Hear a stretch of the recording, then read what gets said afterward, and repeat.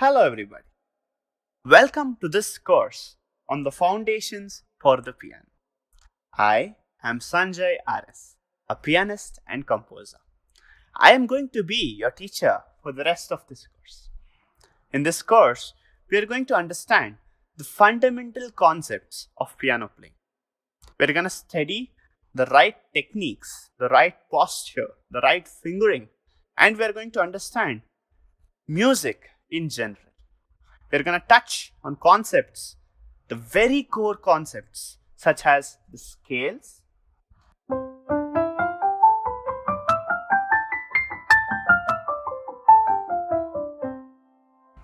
we're going to understand chords,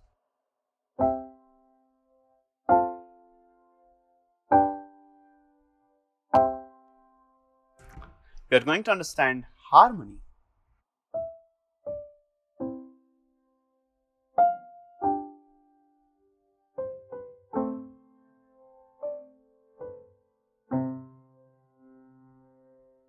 and we are going to learn songs.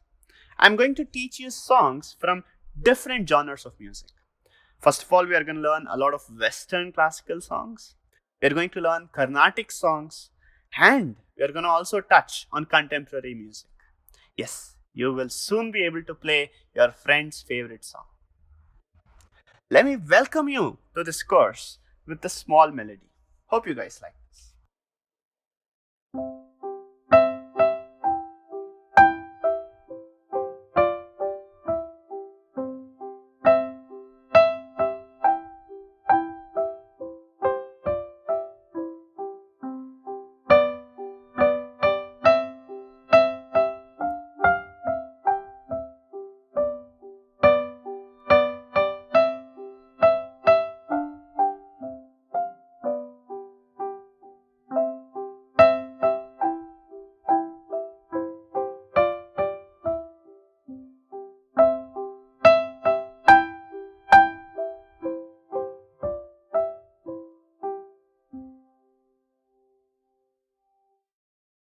You will soon be able to play this song.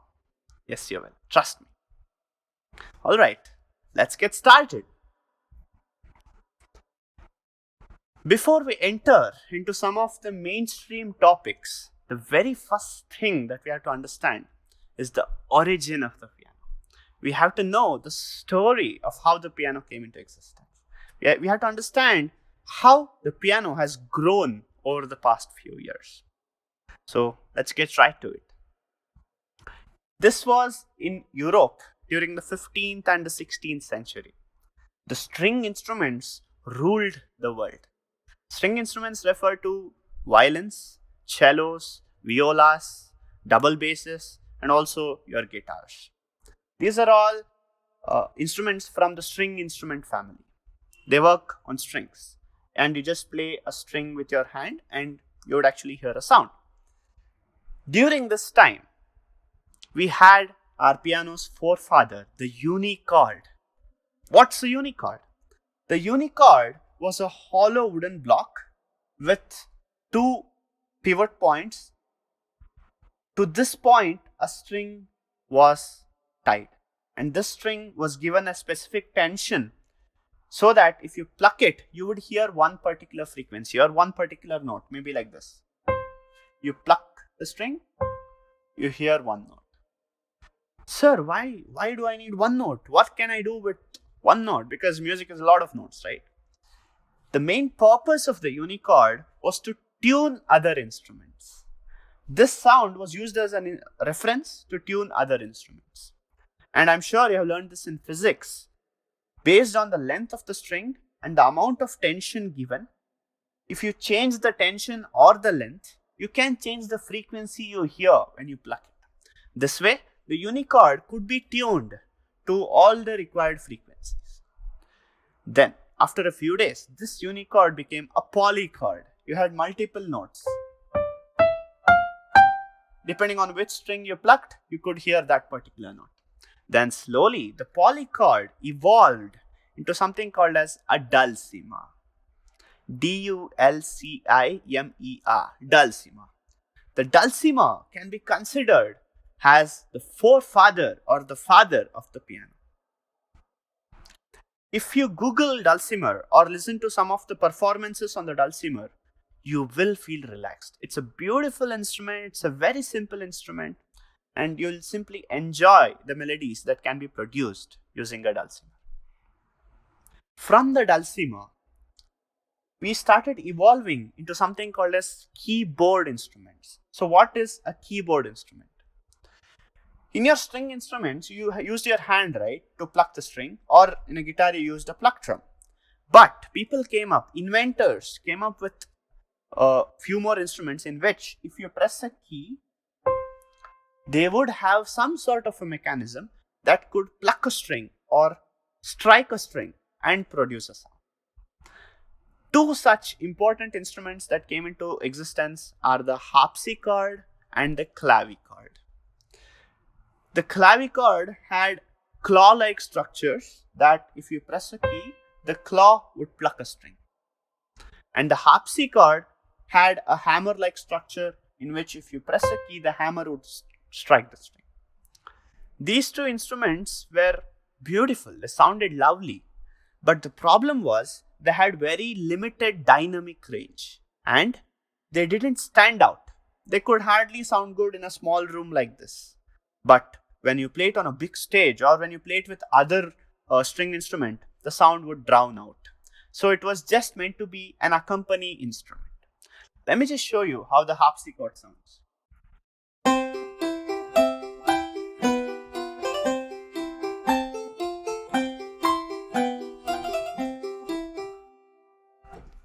Do you see how beautiful it is? But yet, it is soft. It is being drowned down. It's not standing out. So this is the reason people wanted a new instrument which was louder and which could, stand out and in which you could play solo pieces. This is when our inventor, Bartolomeo Cristofori, invented the piano. Bartolomeo Cristofori in the 1700 came up with a new mechanism of an escapement. This mechanism allowed for a bigger sound and also for better control of dynamics. Let me just tell you a little bit about dynamics.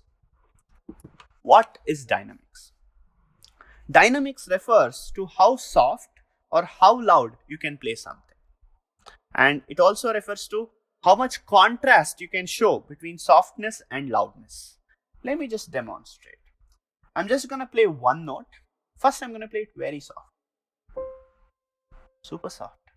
Now I'm going to slightly increase the volume. I'm going to play it loud. I'm going to play it louder. I'm going to play it loudest.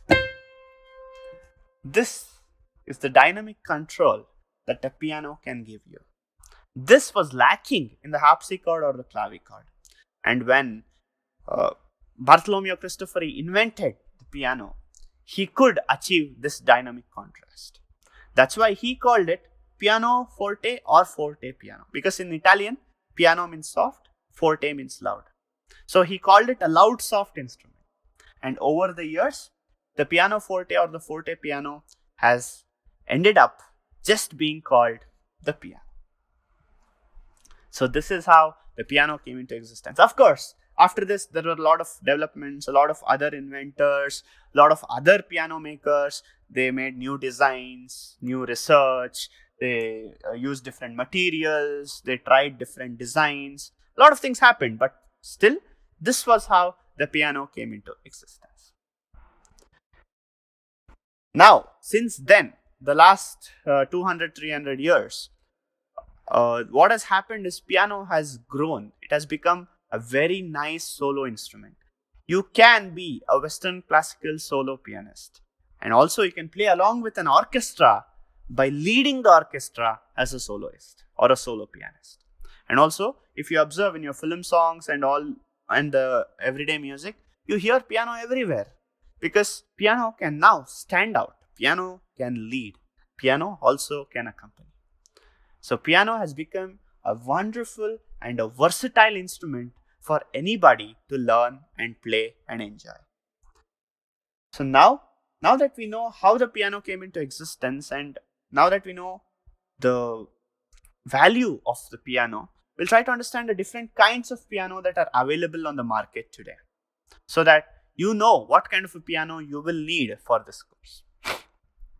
First of all, the first type of piano is the grand piano. If you have seen Tom and Jerry, I'm sure you have seen Tom play the grand piano. It's a big black box with a lid, and it looks beautiful. Concert grand pianos are almost 13 or 14 feet long, and baby grand, that is a smaller version of this, is around 6 feet. What happens in a grand piano is the strings are sleeping, and when you press a key, a hammer strikes the strings. So this is a grand piano. But people wanted something a little more portable, and also grand pianos are very heavy and very expensive. In India, a basic grand piano can easily cost you around 10 lakh rupees. Yes, they are pretty expensive. So people wanted something portable. That's when they came up with the concept of upright pianos. Upright pianos have strings that are standing like this. They are not sleeping. And when you press a key, a hammer hits a string like this. That's an upright piano, or a box piano, or a cabinet piano. Even these are pretty expensive, and they cost you around 2 to 3 lakh here in India. These two instruments are considered acoustic pianos because they don't have any electricity. You just press a key and the strings vibrate, which in turn vibrates the air. So then came the advancement of electronics and electricity. So they started making instruments that run on electricity. So they made the digital piano, which could simulate the acoustic pianos. So the digital piano has electronic circuits which produces the sound, but it tries to match the sound of an actual piano. The digital piano, the upright piano, and the grand piano, all these three have 88 keys. These are full range pianos. And you will need all the 88 keys if you want to be a serious concert pianist. So maybe at a later stage, you will need to upgrade at least to a digital piano. As a matter of fact, even to begin with, I recommend all my students to use a digital piano. I'll tell you why. The digital piano, the acoustic pianos, that is the grand piano and the upright piano, have something called as weighted keys. The keys are heavy, they are not light. You feel that weight when you play it. This weighted key is essential for your hand to develop strength, to develop flexibility, and to develop very good speed. So, weighted keys are recommended for students. But let me talk about portable keyboards or electronic keyboards. You get portable or electronic keyboards in all sizes: 88 keys, 71 keys, 61 keys, 49 keys, and also a 25 key variant. Here, as a matter of fact, I have a 25 key variant. If you can observe, the keys are light. They are not heavy at all. These are non-weighted keys. You can actually use non-weighted keyboards to begin with, but I do recommend my students to quickly upgrade to weighted keys as soon as possible. So for this course, you can use a portable keyboard. You can use a 49 key version and still follow along with the course. So feel free to choose a keyboard that you can afford or that you have right now to complete this course. Let me just talk about a few models that are available on the market today. First of all, the digital piano I am using here is a Kawai digital piano. And you have Yamaha digital pianos, which are pretty portable and which are pretty decent. They cost you somewhere around 35 to 40,000. And you have Walt and Cadence digital pianos, which will cost you somewhere around 20,000. So these are the three digital piano models that I recommend: Kawai, Yamaha, or Walt and Cadence. Coming to electronic keyboards, there's a version called Roland Go Keys that is really, really good for beginner pianists. And another one, you also have your Casio CTK series and Yamaha ES series. They're also pretty decent and they're pretty affordable too, around 5 to 6,000 rupees. You can go ahead with a Casio or a Yamaha and start learning the piano. Alright guys, now that we understand the different types of pianos and the different types of keyboards, and we also know the story of how the piano came into existence, it's time to get started and it's time to actually play the piano. So in the next lesson, I'm going to teach you some very basic concepts of piano playing. See you guys in the next class. Thank you.